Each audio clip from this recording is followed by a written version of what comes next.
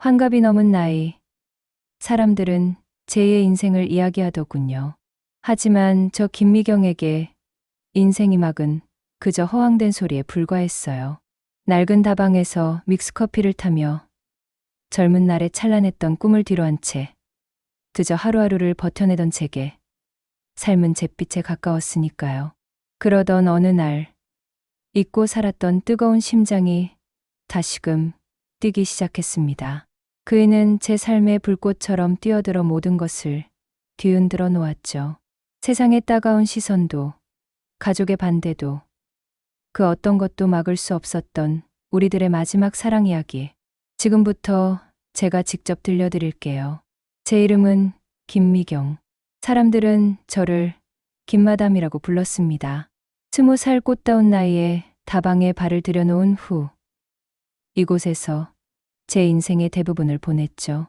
젊은 시절엔 저도 꽤나 잘 나가던 마담이었습니다. 오가는 손님들의 시선 속에서 저는 제법 당당했고 일에 대한 막연한 기대감도 품고 살았어요. 하지만 세월은 야속하게도 모든 것을 앗아갔습니다. 낡은 다방처럼 제 청춘도 꿈도 빛발해 버렸죠. 환갑이 훌쩍 넘은 지금 제게 남은 건 씁쓸한 커피 향과 외로움뿐이었습니다. 자식들은 각자의 삶을 살기 바빴고 저는 그저 쓸쓸히 늙어가는 노인에 불과했죠. 그러던 어느 겨울 다방 문을 열고 들어선 한 남자, 이재환 씨를 만났습니다. 그이는 저보다 몇 살 위였지만 여전히 고추선, 허리와 형형한 눈빛을 가지고 있었어요. 처음엔 여느 손님과 다를 바 없었죠. 그저 말없이 앉아 커피를 마시고 신문을 읽는 조용한 손님이었습니다. 하지만 며칠이 지나면서 그의 눈빛이 달라지는 것을 느꼈습니다. 제게 커피를 건넬 때마다 스치는 그의 손끝에서 묘한 떨림이 전해져 왔고 그럴 때마다 제 심장 한구석이 간질거렸죠. 이재환 씨는 젊은 시절 탄광에서 일했다고 했습니다. 막장에서 석탄을 캐며 가족을 부양했고 그 덕분에 자식들 모두 번듯하게 키워냈다고 했죠. 하지만 젊은 시절의 고된 노동은 그의 몸에 깊은 상처를 남겼고 결국 일찍이 정년퇴직을 맞이해야 했다더군요. 그는 은퇴 후의 삶이 너무나도 허전하고 외로웠다고 했습니다.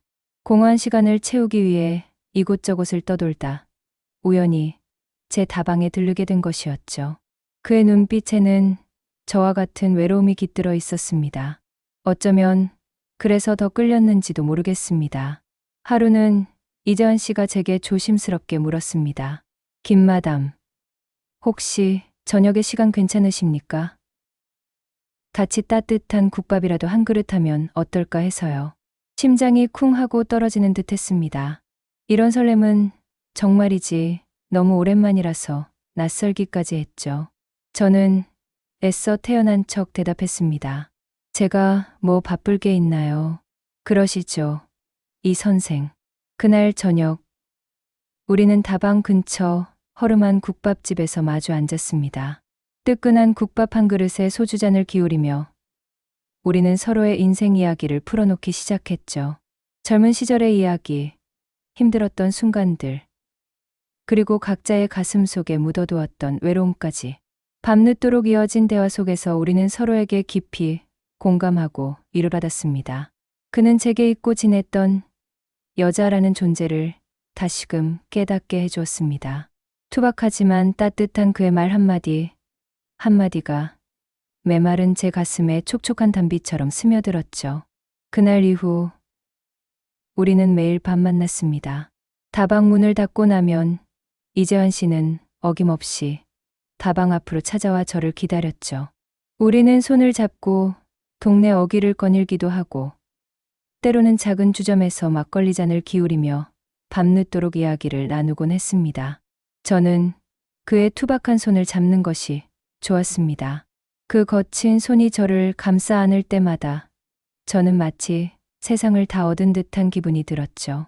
그와의 만남은 제게 새로운 활력을 불어넣어 주었습니다. 잿빛 같던 제 삶에 다시금 색깔이 입혀지는 듯했습니다. 마치 겨울을 이겨낸 새싹이 돋아나듯 제 마음에도 잊고 살았던 설렘과 뜨거움이 피어올랐습니다. 하지만 우리의 사랑은 세상의 시선으로부터 자유롭지 못했습니다. 우리는 모두 배우자가 있는 몸이었으니까요. 이재환 씨는 병든 아내를 오랜 시간 돌보고 있었고, 저 또한 남편과 오래전에 헤어졌지만 서류상으로는 여전히 부부관계였습니다. 게다가 자식들이 있었죠. 다 큰 자식들에게 우리들의 만남이 알려지는 것은 상상조차 할 수 없었습니다. 우리는 늘 죄인처럼 숨어 다녀야 했습니다. 손을 잡고 걷다가도 사람들이 지나가면 황급히 손을 놓았고, 사랑한다는 말 한마디도 속삭이듯 해야 했죠. 특히 제 딸 은경이의 눈치를 많이 봤습니다. 은경이는 저를 걱정하는 마음이 큰 아이였습니다. 제가 다방에서 일하는 것에 대한 불만도 있었고, 걔가 혹시라도 혼자 외롭게 늙어갈까봐 노심초사했죠. 그래서 저는 은경이에게 이재환 씨의 존재를 말할 수 없었습니다. 딸에게 짐이 되고 싶지 않았고, 무엇보다 딸의 시선이 두려웠으니까요. 이재환 씨도 마찬가지였습니다. 그의 아들은 무척이나 보수적인 성격이라 아버지의 행동 하나하나를 주시하곤 했다고 했습니다.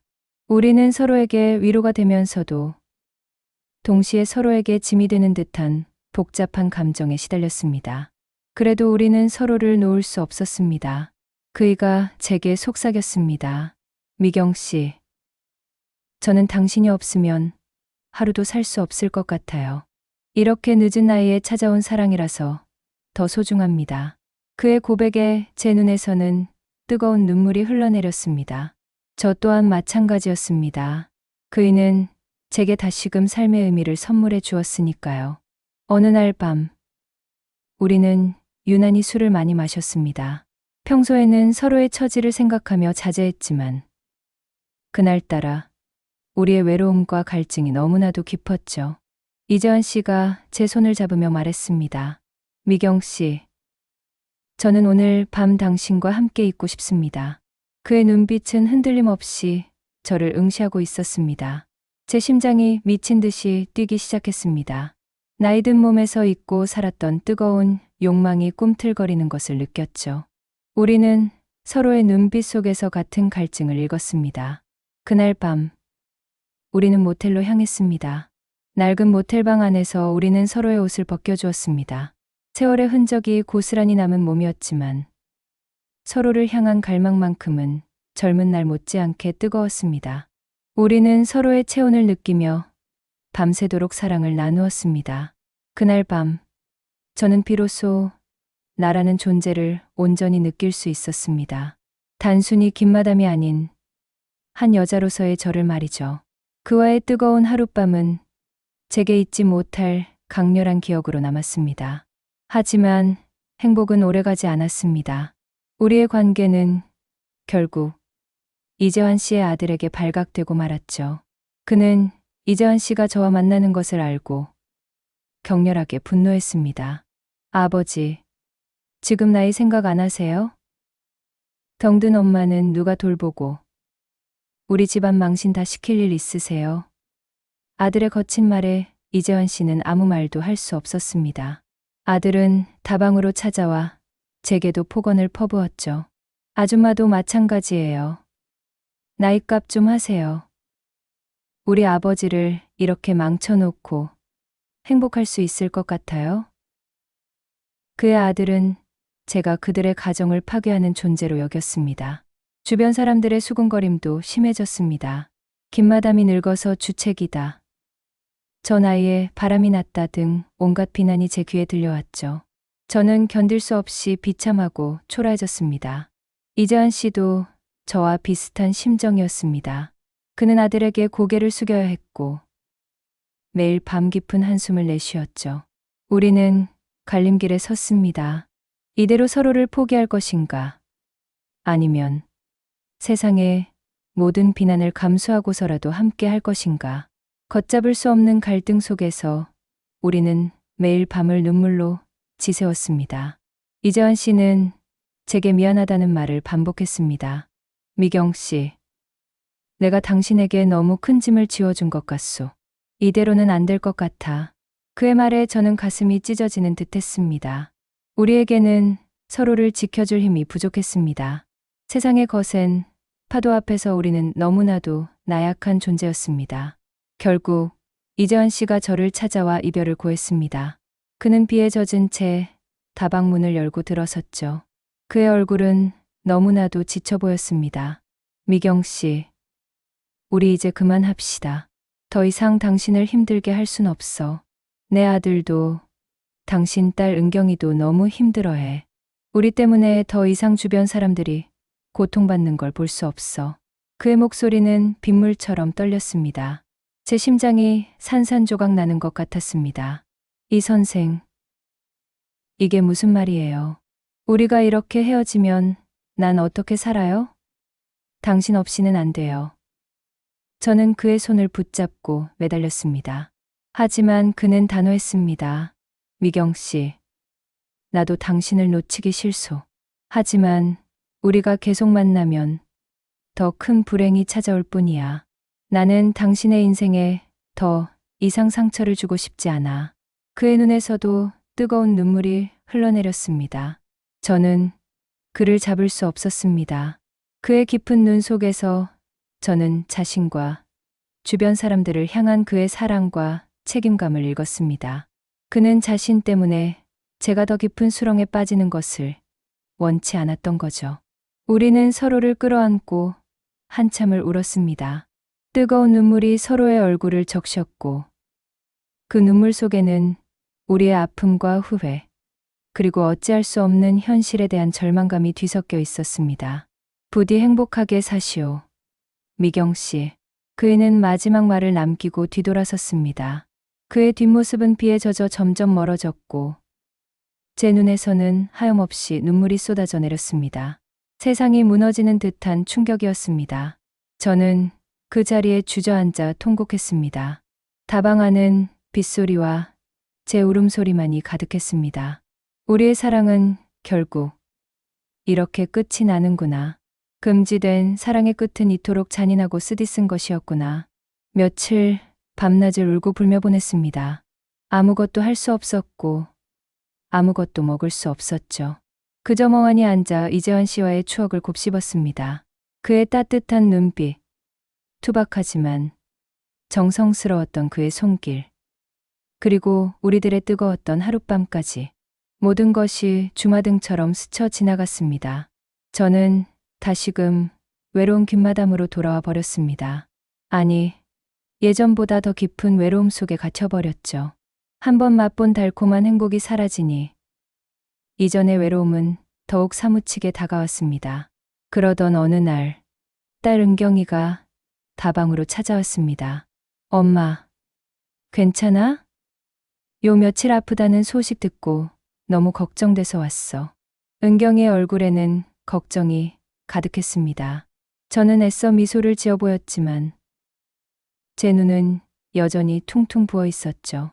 은경이는 제 옆에 앉아 제 손을 잡았습니다. 엄마, 혹시 무슨 일 있어?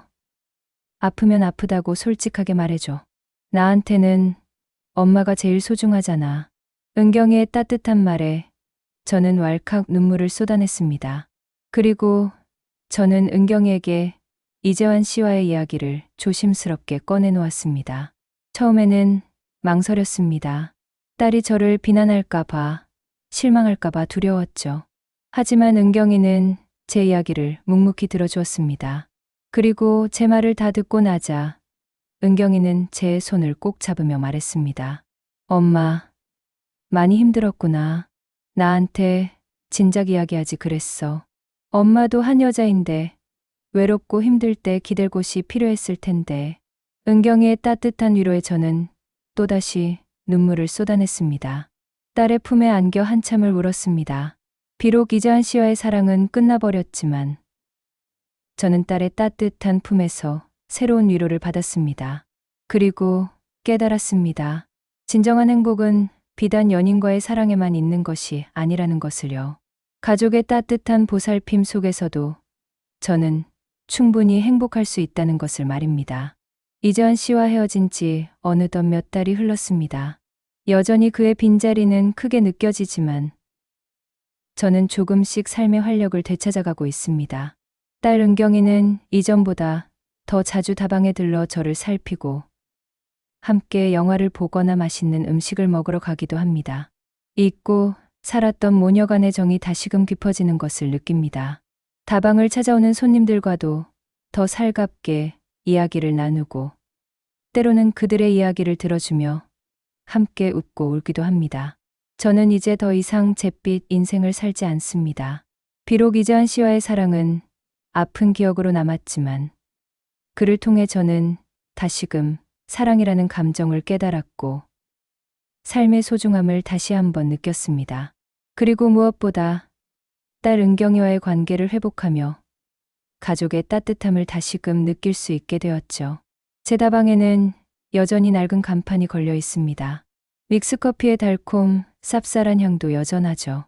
하지만 이제 저는 압니다. 삶은 강물처럼 흐르고 때로는 굽이치고 역류할 때도 있다는 것을요. 중요한 건 그 강물이 어디로 흘러가는지 아는 것이 아니라 그 흐름 속에서 어떤 의미를 찾아내고 어떻게 살아갈 것인가 하는 점입니다.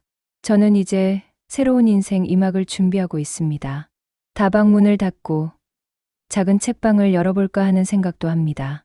더 이상 잊고 살았던 꿈을 미루지 않고 남은 인생을 제 스스로의 빛깔로 채워나가고 싶습니다.